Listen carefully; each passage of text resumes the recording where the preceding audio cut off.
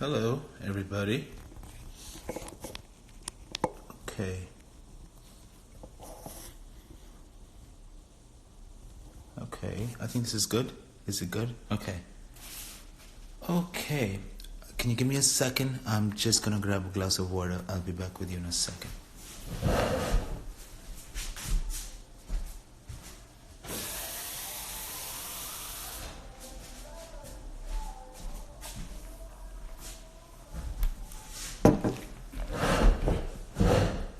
Okay. Okay, so what is it today? It's Thursday? No, it's Friday. It's Friday. It's Friday. Which movie today? No, I don't know. I don't know what movie today. Let's talk about a couple of different movies. Let's also just keep. I know this is a rotating cast of people who come every day, and then some people will come every day, and some people won't, and I'll still be the same. I'll still come every day, and then I'll start calling some other people in to make it interesting, slowly. Um, Somebody sent me a request to be on the live video.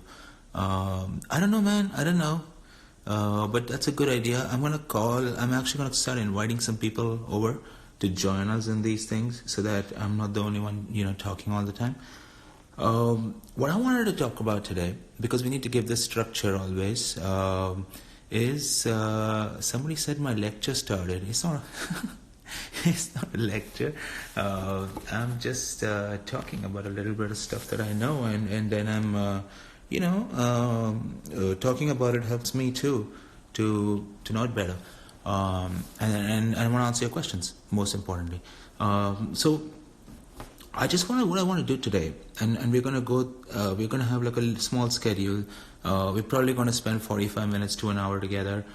What I want to talk about today is just kind of summarizing things, because look, in screenwriting and in movies, in any kind of drama that you're trying to write, even if you're trying to write a play, a lot of things work in concert.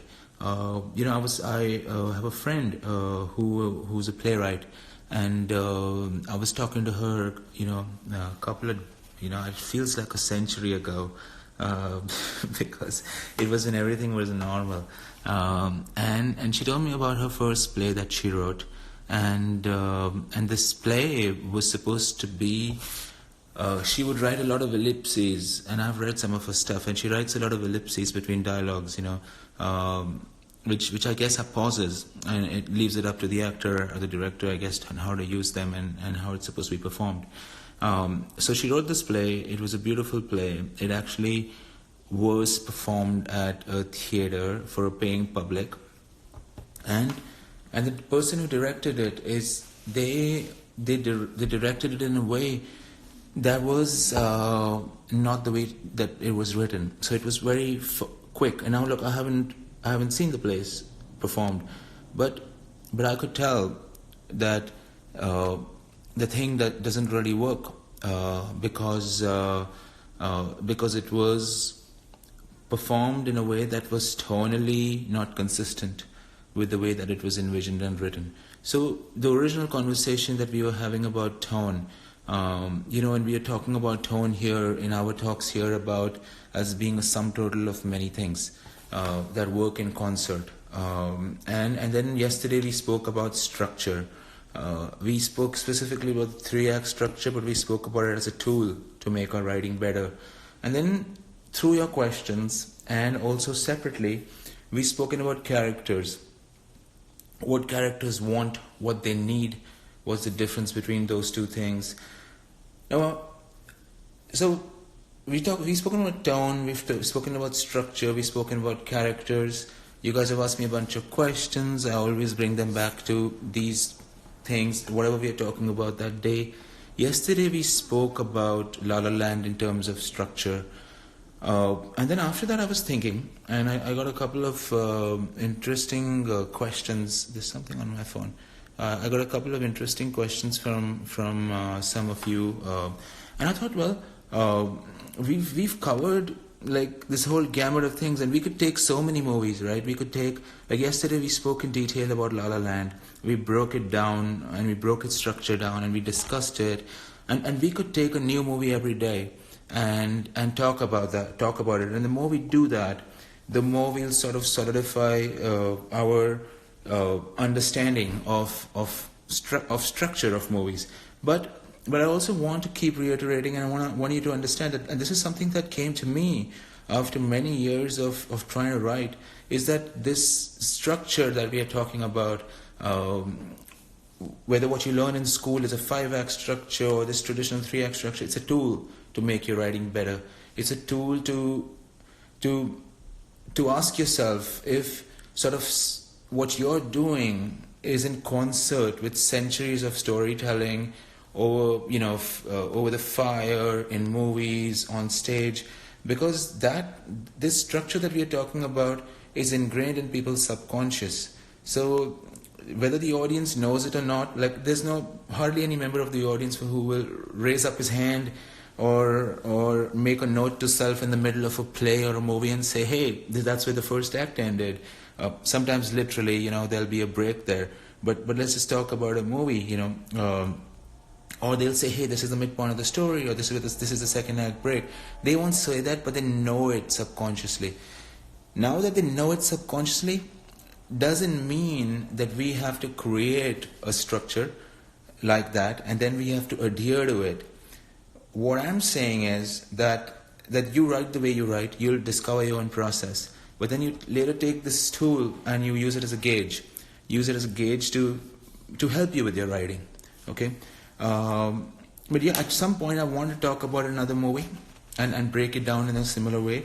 But when we break down movies, we should talk about everything about those movies, right? Like yesterday when we spoke about La La Land, we spoke about the role of the numbers. Like there's a really interesting thing in that movie which I didn't know when I watched the movie, but I learned when I read the script the day before yesterday, was that in the midpoint of the movie there's this beautiful duet. There's a song that a character sung by himself before at the end of Act 1, the City of Stars song. And then right in the midpoint of the movie, which is kind of the high point of the movie, that same song is sung by the two characters together, right? And then after that, we slide towards the conflicts intensify between them, and we go towards the second act break. So I thought, well, today, this is a summary of everything we've spoken about, very brief summary. Everything we've spoken about so far. We've spoken about tone, structure, and we've spoken about characters, right? I thought today I might just start with talking about just La La Land a little bit more, talking about love stories in particular, and the love stories that work these days, like the ones we watch, the ones that resonate with us, and how that's changed over the decades of sort of storytelling. Just for the sake of it, that Romeo and Juliet is one place to start, and of course there's so many versions of it, and then so many of the love stories we see are different versions of Romeo and Juliet, right? There's always sort of a happy unhappy ending where love wins but the couple don't meet. And but you know what I really found interesting about La La Land, and this is independent of our conversation about structure, because I think I got a lot out of learning about structure and talking about it from reading that script, and hopefully I gathered from your questions that you did too. But what I find really interesting when I read or watch a love story that works in today's time is that all the conflicts that are happening between the characters, they arise from within them, and that I think is something that really struck me as just from a writing perspective, from the discipline of writing. When you write a bank heist movie, for instance, and if you're a starting writer, and if you're trying to figure out how to do this, what your first impulse is to create obstacles because the character clearly wants, right? He wants to break into that bank, and there's going to be obstacles. Now it's much harder than it was in the 70s, right? Because now there's cameras, There's all kinds of complex systems. It's more like a Mission Impossible kind of task to break into a bank. And we've spoken about research a little bit. There's a good amount of research to be done on that, so you're not writing a cliche like somebody like crawling in a vent. That's a really common screenwriting cliche. But bringing our conversation back towards characters and wants and needs, or what is it about this person? What is this about this person that they need when they are robbing this bank? Of course, they want the money, right? And coming back to La La Land, I also found what was interesting was that these two people in the beginning of this movie, when he's so dogmatic about opening that jazz club, that is not going to work. It's going to be called Chicken on a Stick. Nobody's going to go there.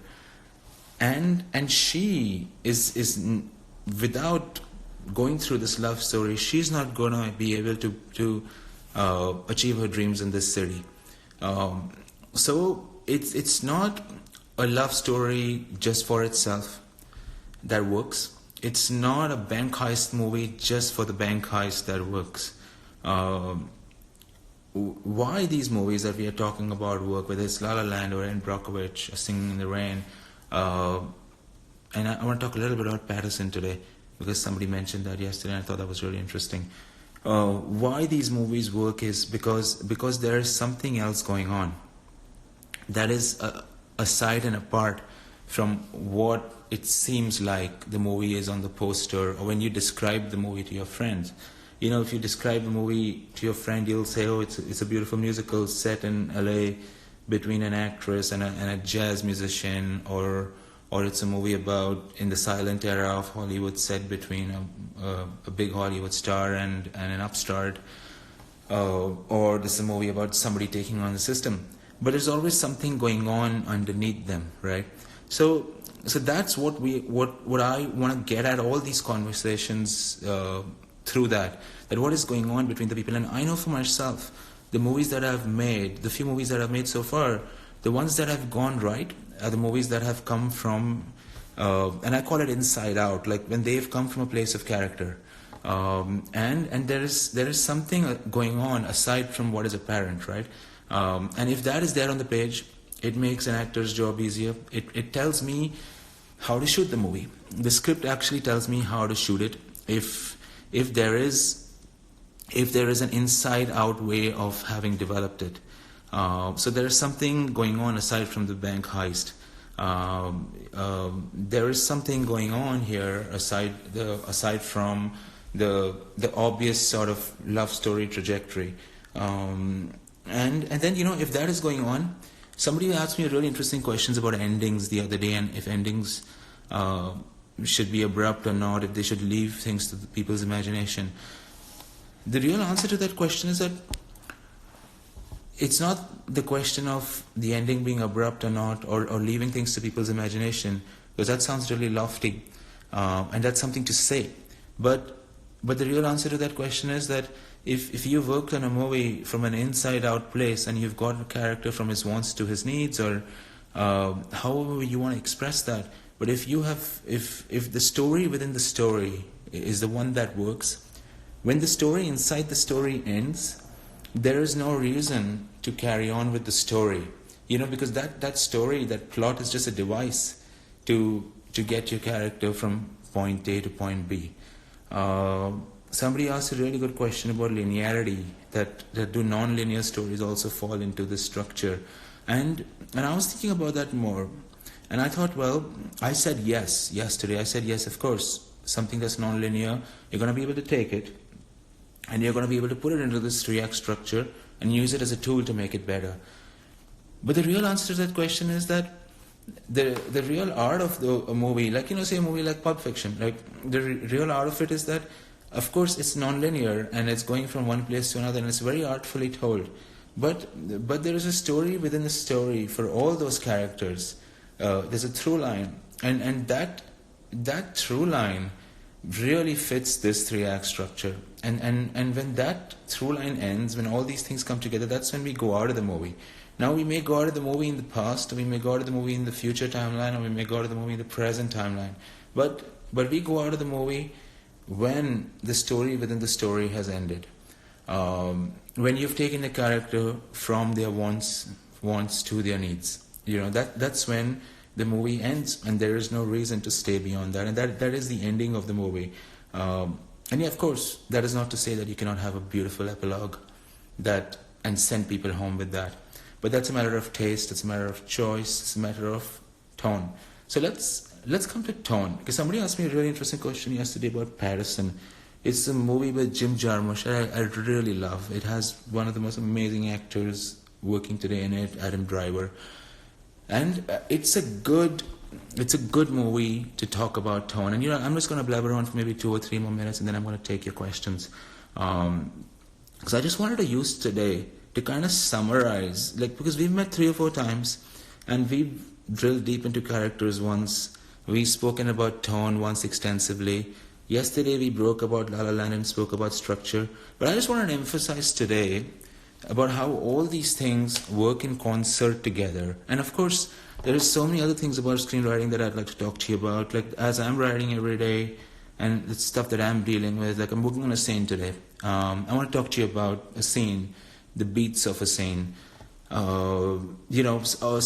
Very rarely, but it has happened to me, I've found myself on a set and wondered about what is this scene about. And I've realized that,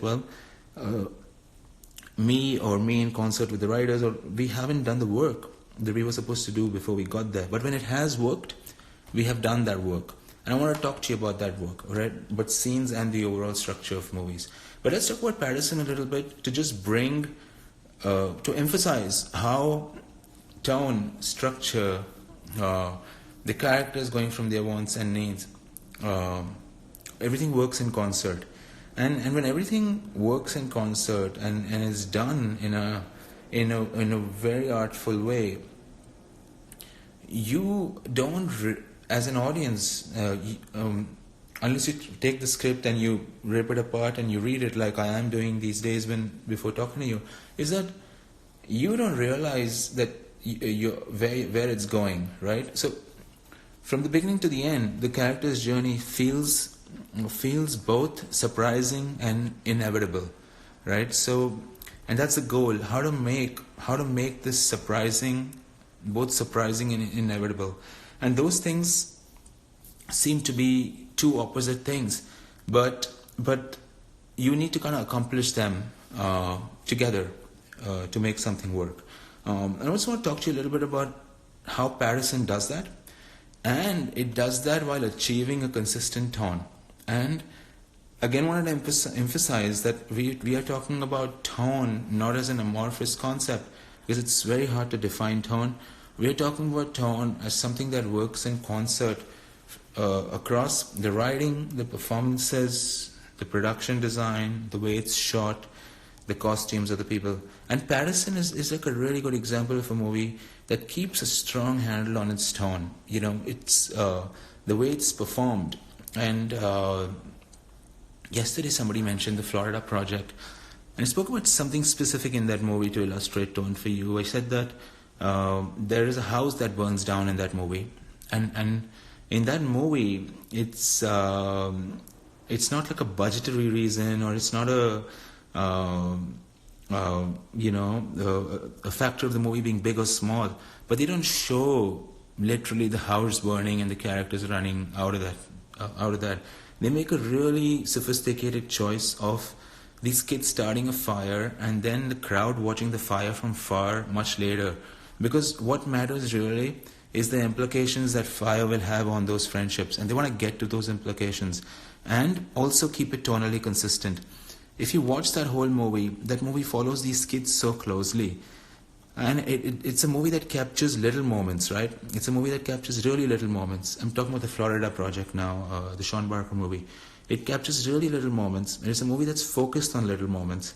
Now, if a house burns visually, on camera, in picture, an entire house burning, that's not a little moment. That's a really big moment.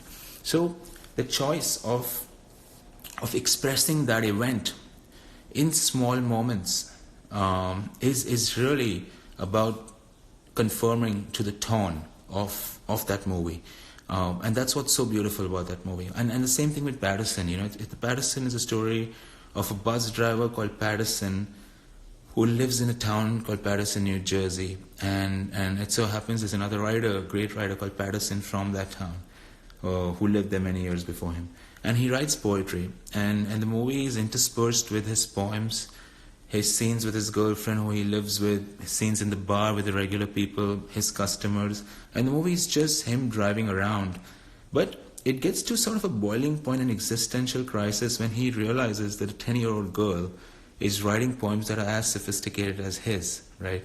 And that's, like, I haven't done the exercise like I did with you yesterday about La La Land, but in my memory, I think that's probably the second act break, when he realizes that his dream, his sort of, what he's hinged his existence around, like, all of us right now, right? We are our work, for many of us, especially people who are in this business.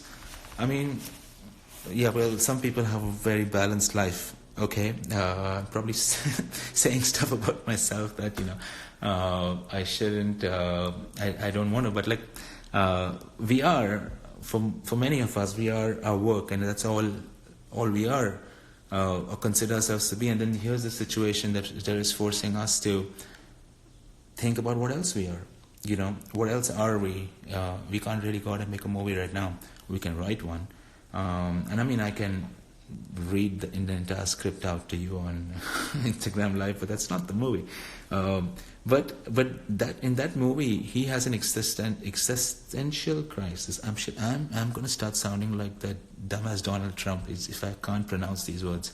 But he starts to have a real crisis of confidence when he says that his poetry is about as sophisticated as 10-year-old girls, right? And then he has this beautiful scene at the end of that movie with this Japanese guy who gives him kind of this moleskin. But, when I watched that movie the second or the third time, I realized, well, is his crisis is that really really valid? Because when somebody's 10, when somebody's a child and they look at the world with this innocence and honesty, the fact that he's been able to preserve that in himself, maybe that's a great thing for his art. And that's the beautiful thing about that movie, that it forces you to mull over that, because it's so tonally consistent and pared down in every department, in its performances, I feel like movies that focus on small moments are good movies to discuss tone, because movies that are super expressive, movies that have explosions, movies that have those are also great movies, don't get me wrong, but for the purpose of a discussion, when you're trying to talk about tone, it becomes really hard to define or describe tone, because in a movie where there's been a lot of hard work, a strong hand to keep it tonally consistent, those are the movies that we can study tone and understand what tone is. Well, so, I hope I wanted to just bring in Patterson in this discussion. I want you all to go and watch it if you have a chance, or read the script. It's available for free online, the script, and I bet you can find the movie in some streaming service.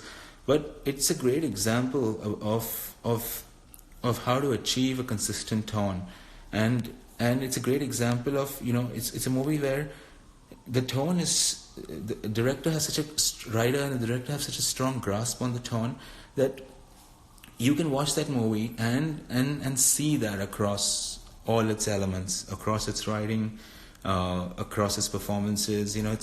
It's set in this very real world, and at the same time it's very dreamlike. And that's probably a good way to start to define its tone. But really, as I always say, that the tone of a movie, it's in its consistency across all its elements, and that's a good way to gauge a tone, because each of us will describe the tone of a movie differently. But I'm going to open it up to questions now, and we'll pick another movie, and like we did yesterday, which movie are we talking about? Somebody asks. We're talking about Patterson. We also spoke about La La Land. I'm just trying to sort of summarize everything we've spoken about so far, and I want to start talking about these things in concert. Because yesterday our conversation was fully focused on structure, and it was focused on the structure of La La Land.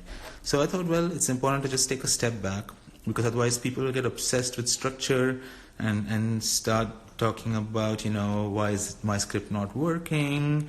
My script goes wrong in the second act. Well, most scripts do go wrong in the second act, but I just wanted you to know that the conversations we have about structure are a tool to help you. It's not something to stymie you. And I wanted to start talking about all these things: tone, structure, and characters in concert. And the more we talk, the more and more I'm going to try to do that. Though I found it really helpful yesterday to talk about La La Land just in terms of structure, because I learned a lot from that, especially because it's a musical.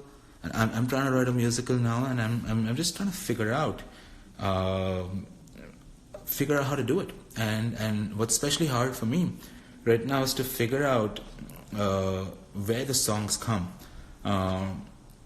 And we'll talk more about that. Let me just take your questions. And see if we can just evolve this conversation. Okay, somebody's asking, and sorry, I'm going to get better at scrolling back and forth, but somebody's asking, can tone clash with genre, or both have to go hand in hand? An example of where the tone of a film goes against genre. Look, I don't understand the question, but you mentioned two good words, tone and genre. When we talk about genre, I think it's useful to talk about genre conventions. I think somebody asked a question about Parasite a while ago. I don't want to repeat myself, but somebody said, hey, that movie, it jumps from one tone to another. Well, it does not. It uses a variety of genre conventions, the thriller, the horror movie, the slasher movie, the comedy, the love story. It uses genre conventions of various movies, but it stays tonally consistent. It has its own consistent tone while using all these genre conventions. Okay, well, somebody's asking an interesting question, and I think this is a structure question, so it's nice to talk about it. Why does Richard Linklater's Before trilogy work in spite of having no big twist or anything in between? Well, I don't think that's true. It has a lot of twists. It's two people talking, but I bet you if we took the script of that, we could identify the second act break.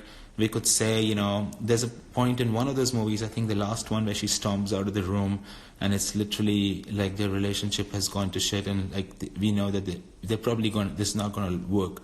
But then the characters come back from there, and we find them in the end on the poolside on the table, and that's like the third act. It's a really small third act, I think, in my memory. I'll have to look at it again. But that movie those are very structured. Those movies are worked on over workshops, and Linklater is a really great collaborator with those two actors. They have such a nice chemistry together.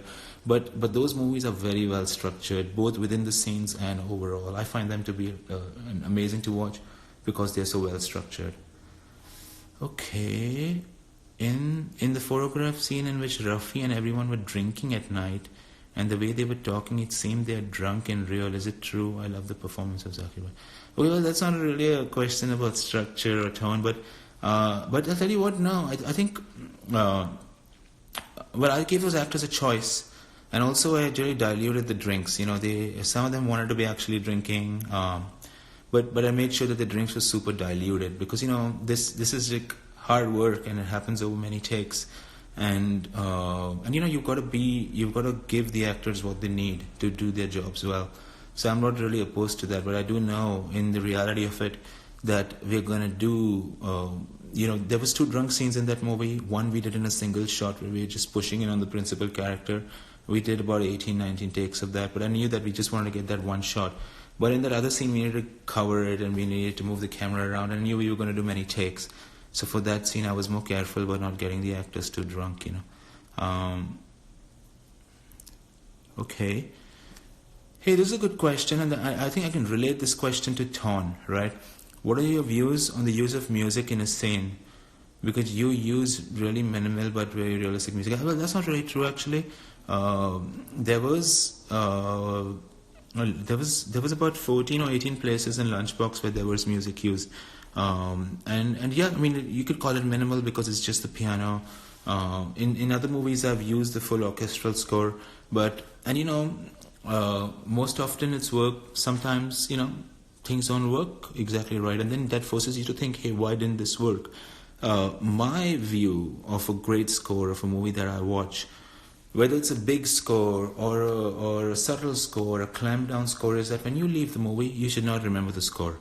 And that's when you know that a score is really working. And that goes to tonal consistency as well, because all the parts have to serve the whole. So if a score stands out, if you come out humming the score, I feel like, well, then you failed. Obviously it's on the director. So if the director failed to, work with the composer to make sure that I feel like nobody should come out of the movie humming the score. That's just what I feel, but I could be wrong. But especially now that I'm trying to write a musical, that's different because songs is a different thing from score. In a musical case, both have to work in concert. But certainly in a movie that is not a musical, and even in a musical, in fact, like the score, the actual background music, it should not be like something that people remember when they leave the movie. Well, okay, this is a good question. Is it important to know the tone from the very beginning, or it may change during the writing? Is it okay not to know what is the correct ending? Yeah, of course. Look, that's the writing. That's called the writing process. That's why it's a process. So, and it's happened to me many times that I'm writing something and it's set at a lower band of performance, and I'm trying to come at it from a very humble point of view, and then I realize that, hey, take a step back, that this needs to be at a higher band of performance. And if it's at a higher band of performance, higher band of everything across all the departments, for it to work. So yeah, of course the tone can change while you're writing. And sometimes you get into rehearsal and you realize that the tone just needs to be a little bit slightly different.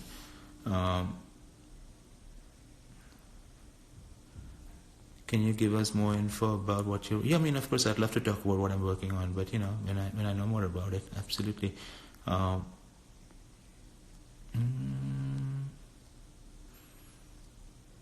Okay, here's a question. You mentioned putting bullet points to lay out story beats, which in turn may be scenes. How do you make sure the tone is consistent when you put all those scenes together?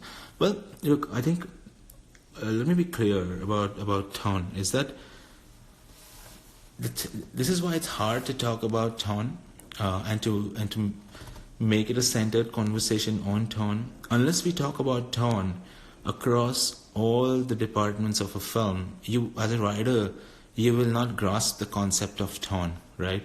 So unless you start looking at movies and really observing how they're performed, at what band of performance they are being performed, whether it's heightened or not. Somebody asked a question about score. Take a close look at the score. Take a close look at the production design elements of it. See how the shots are framed. For the movies that you love, because if you love something, it's easier to study it closely. Don't torture yourself. Don't watch a movie that you hate and say, "Hey, how did this work?" You're not going to be able to do it. But I think the best way to talk about tone, as I keep saying, is to talk about it across departments and seeing how they work in concert to create a tone. And of course that applies to the page as well, right? But somebody's going to take the page and interpret it a certain way. But you can write in the tone to a certain degree, especially if you're a writer-director. But yeah, when I outline stuff, its tone is something I'm thinking about. And if I need to define it for myself, I'll write a small paragraph about it to keep myself honest, It's important for me to, as I feel my way through the process, I learn more about the thing that I'm writing. So I gave you an example from the Florida project, and I told you, well, they didn't show that whole house burning at close quarters because it was a movie that observes small moments, And I bet you the writer made that decision pretty consciously when he was writing it, as he became closer to, identifying the tone of his movie.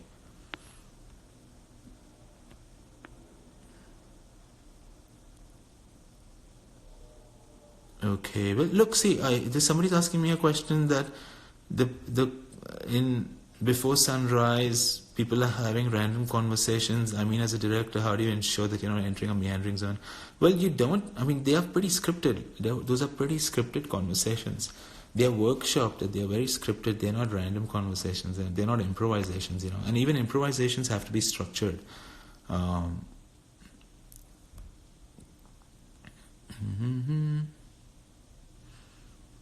okay, I'm trying to find a question. Look, sorry, if I'm scrolling through your question, doesn't mean that your question is not a good question. There's no such thing as a bad question, but I'm just trying to see if there's a question that I can answer that relates to what we are talking about.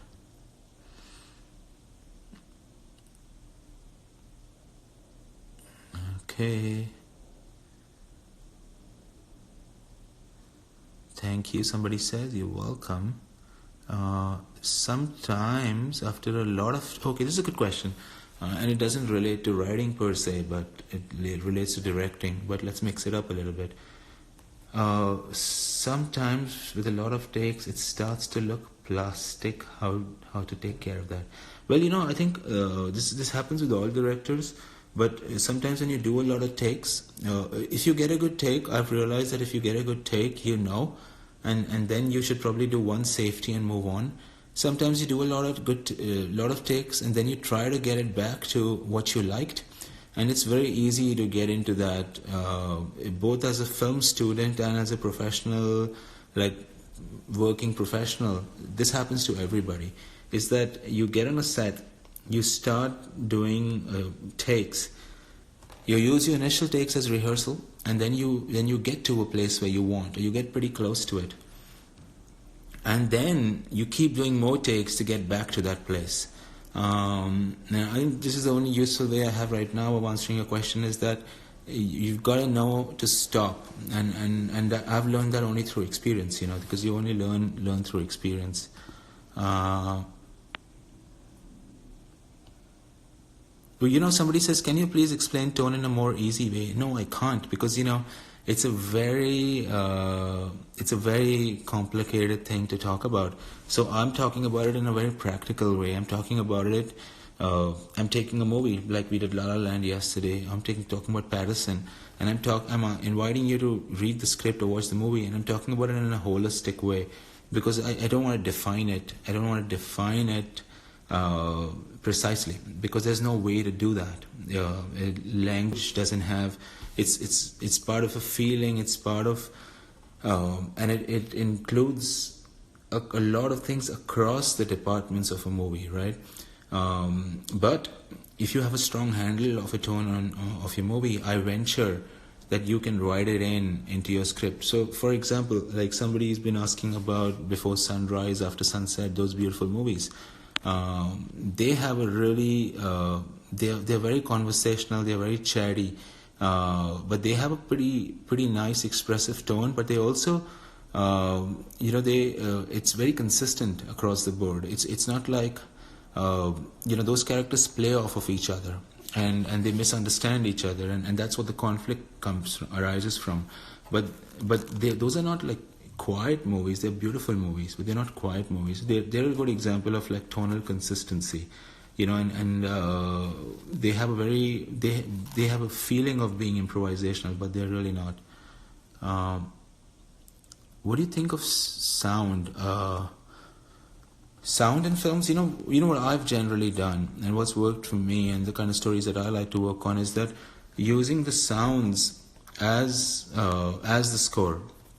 So using your sound design as the score, and of course you have music too that complements that. But I've always tried to use the sound design as a score because,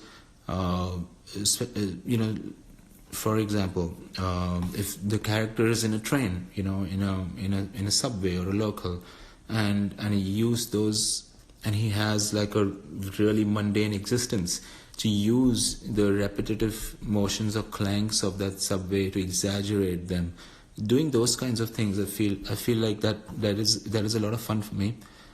Sometimes I write that into the script. And sometimes I work with a sound designer to underline those things more. But I find it always exciting to use the sounds of a city. And more and more, like, if I work in a movie that's set in a city, whether that's London or New York or Bombay or any other city, I find that I need less and less score. But I found this, and this is just my personal sort of observation of myself is that if a movie is set out in the more sparsely populated or rural area, which has nature sounds, but it doesn't have its own specific rhythm and sounds, I feel like those movies need score more than movies that are set in cities. But that's just me. It's my opinion. It's not a rule by any means.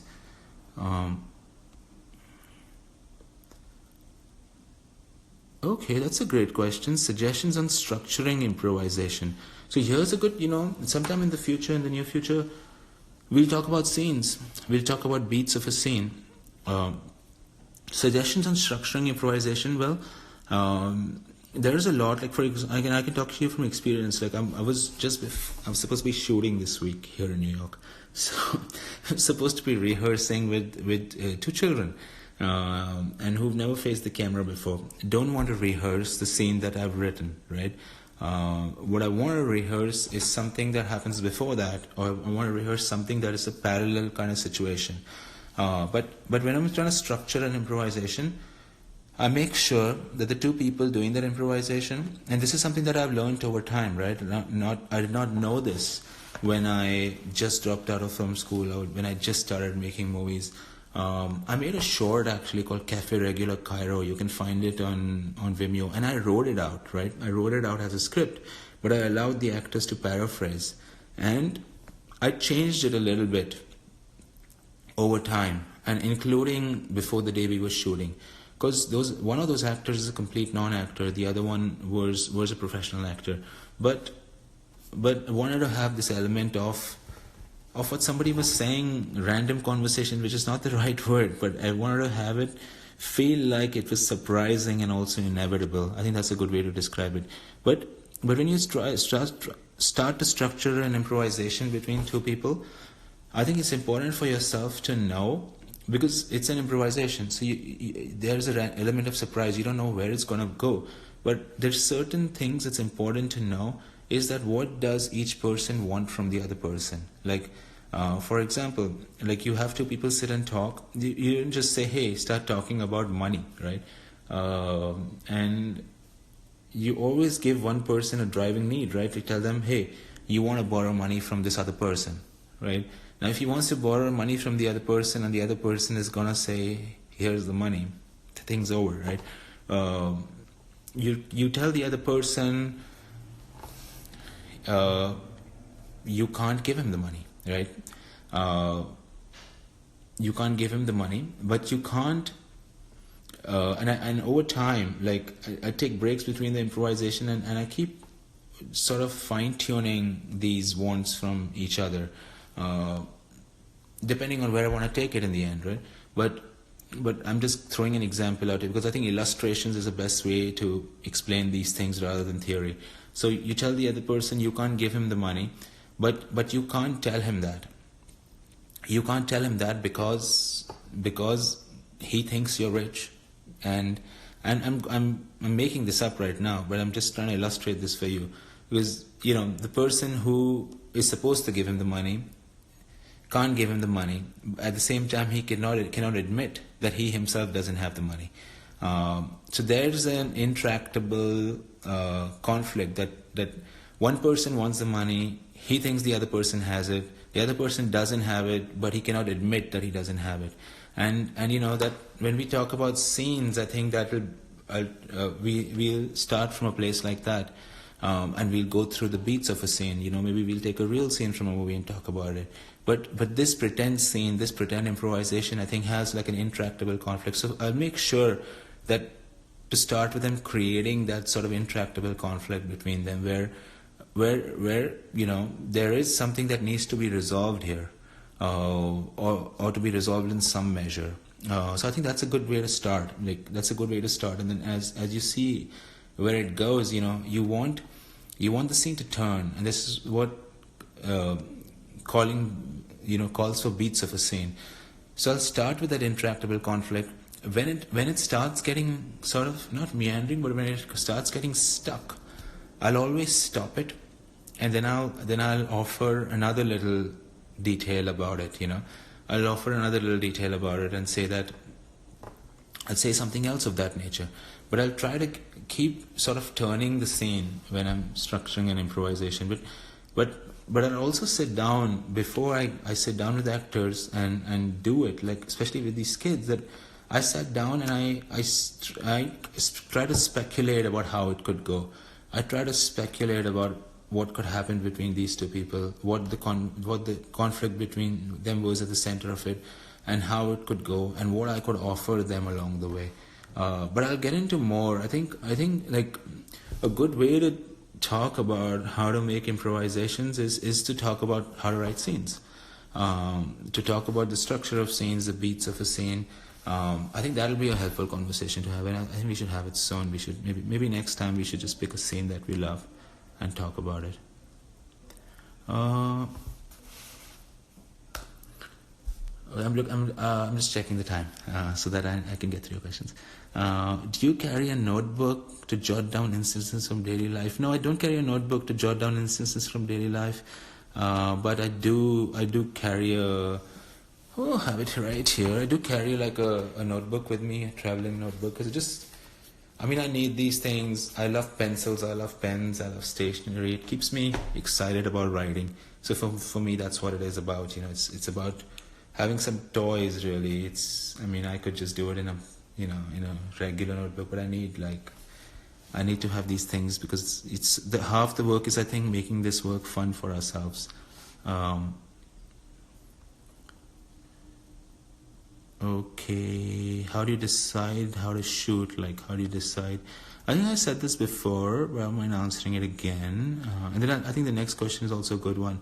Is how do you decide how to shoot the movie? But as I was telling you earlier, if your work comes from a deep place, like if there is a story within the story, the movie tells you how it needs to be shot. Like, for example, for Lunchbox, we were really trying to I had some strong ground rules. I had an instinct, and I think it was the right one, to not move the camera unless the characters move. To play these things out on people. To have coverage of things when it has an emotional impact on something. So, it's a movie also where, for example, I'm answering your question with an illustration here, but because I don't want to be theoretical. But it's also a movie about, when a guy gets many different lunch boxes. Now, if every time we shot the food he was eating, or see the food over his shoulder, over his hands, it would start mattering less. So the only time we see the food is when he discovers it the first time, he feels the texture of it. When she sends him spicy food, we get a glimpse of it. But over time, through the course of the movie, as the characters become closer to each other, seeing the food becomes less important. So I had a sense of that. So the point I'm trying to make is, at one level, like, you ask me two questions: how do you shoot something? But you're also asking me, what do you shoot, right? So I think you shoot what has an impact on characters. Like in that movie, I never shot the letters. Only once did I actually show the letter, when he asks her to come to Bhutan with him, and that has some impact on it, right? So how you decide coverage is part about what turns the movie, what is the story beat where that will really matter. And second is, you also allow your the performances of your actors to guide you. So I'm always looking for that one shot which tells the story of the whole scene. And if the script is good, if I've done my homework on it, then usually it's not hard for me, in the right location, and if we've chosen the location wisely, to figure out that one shot which will tell the story of the whole scene. And then after I have that one shot, it becomes really easy for me, most often when we are on our way to succeeding in something, that it becomes easy for me to determine what the coverage is going to be, because then what the coverage is going to be is guided by the performance, I think, once I have that one master, and by master I don't mean it has to be a wide shot, or it has to be a one shot that tells the story of the whole scene. That really focuses, I feel it focuses everybody on a set. It definitely focuses me. Okay, sorry, I'm doing something wrong here with scrolling. Okay. In the case of a stage play musical, how do you think one should approach the score or music so it doesn't look as too forced? Oh, that's a really great question. It's something that I'm trying to learn myself. So, look, I think one rule that I've heard oftentimes is that that people should only sing in a musical when they have no other way to express themselves. So I'm trying to get a grip or a handle around that for myself. But I think that's a pretty good rule of thumb, and everything I've read so far, the things that I love, and now, like, I've made it a rule for myself to read things that I love. So a movie that I love watching, I'll go and read the script of that, because then I'm curious about how they made it work. That's the best advice that I can give you, is that to do that. But I think it's a pretty good rule of thumb that people should only sing when they have no other way of expressing themselves. Okay, somebody give me a thumbs up. Okay, thumbs up.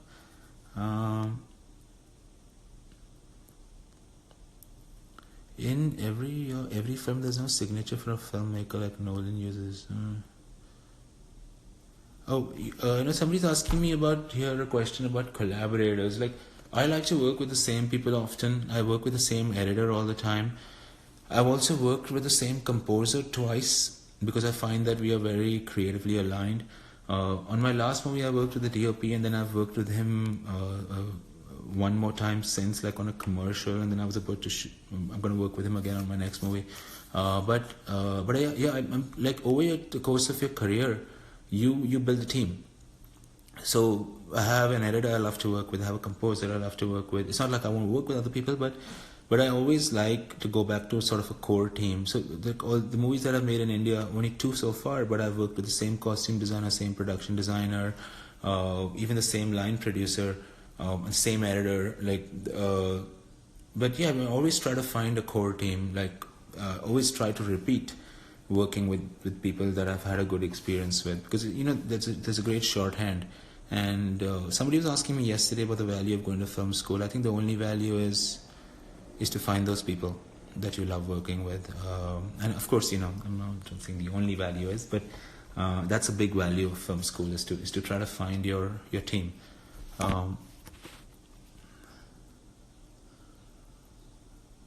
Okay, that's a good question. How do you maintain the same feeling during writing for a long time? I think what you're asking me is, how do you maintain your enthusiasm for something? What I've found is that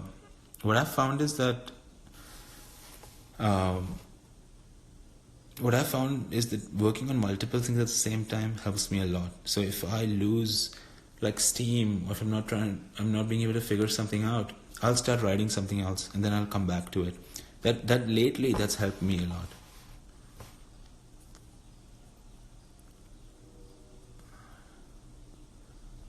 Okay. Hey, some questions I really don't understand. They're so long.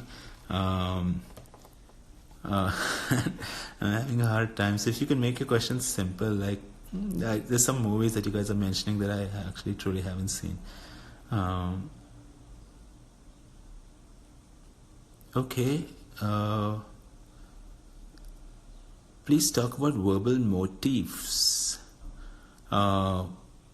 Okay, hey, this is a good question. It's like things about, like some things that somebody asked me about Photograph, about Kulfi and Softy and Tiwari and Kola and all that. It's like there is some nostalgia in that movie. It really comes from that.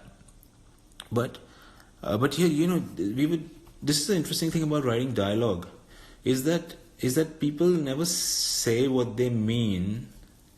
A part of that is also that people find other ways to say what they mean.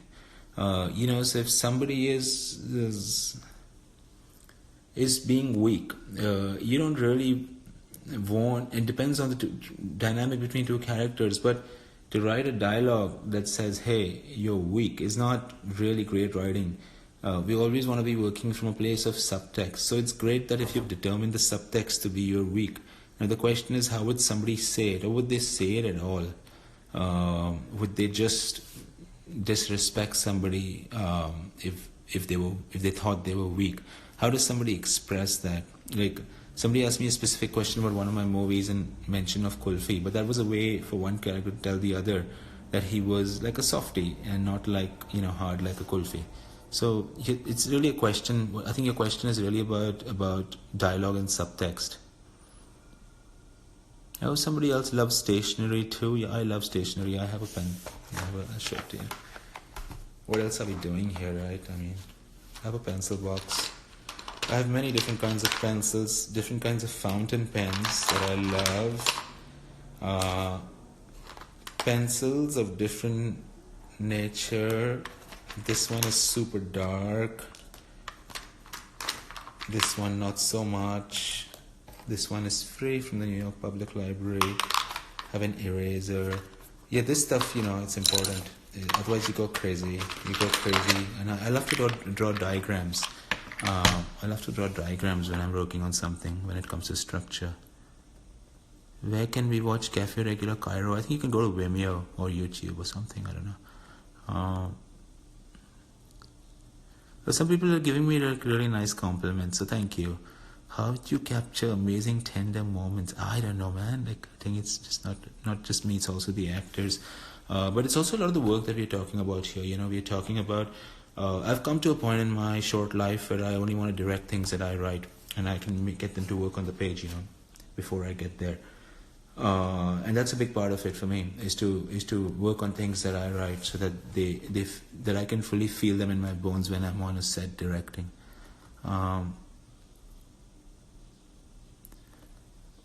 Oh, this is a really good question. So what somebody's asking me, and they're asking me in a convoluted way, but while writing, how much how the movie is going to be shot is playing on your mind.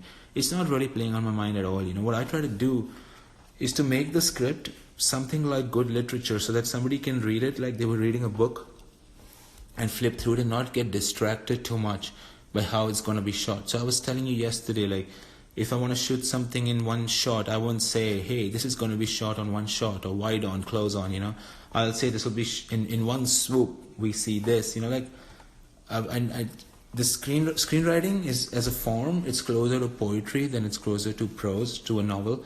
I would encourage you to write your scripts. I think the scripts that work, because essentially it's a blueprint to get everybody together, to inspire them. I would write even the camera directions in a way that's descriptive visually. I wouldn't write the camera in. I wouldn't write that we are looking up on him. Maybe you can do that and it can still work.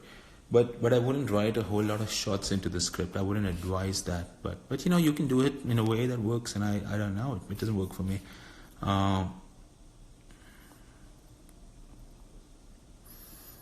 Somebody's asking me about how to write scenes. Well, I think we should have a separate, deeper discussion about that.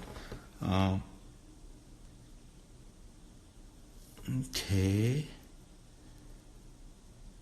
How do you deal with an editor's viewpoint and tone? I'm pretty involved in the editing process.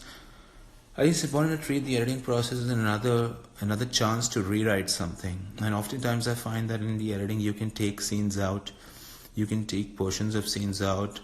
But yeah, I think it's important to treat it as another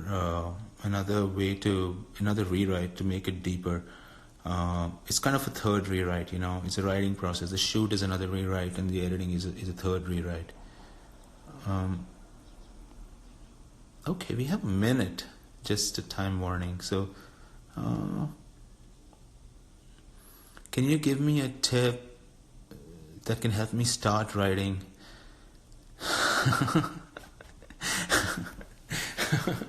Yeah, can you give me a tip, man? Can you give me a tip? Because I'm sitting down for 2-3 days too, and I can't, and I'm not being able to write. But it's hard to focus these days. I'll tell you what. Look, I think the best thing you can do is forgive yourself. Honestly, it's so distracting and discombobulating these days, watching all this nonsense happening in the world.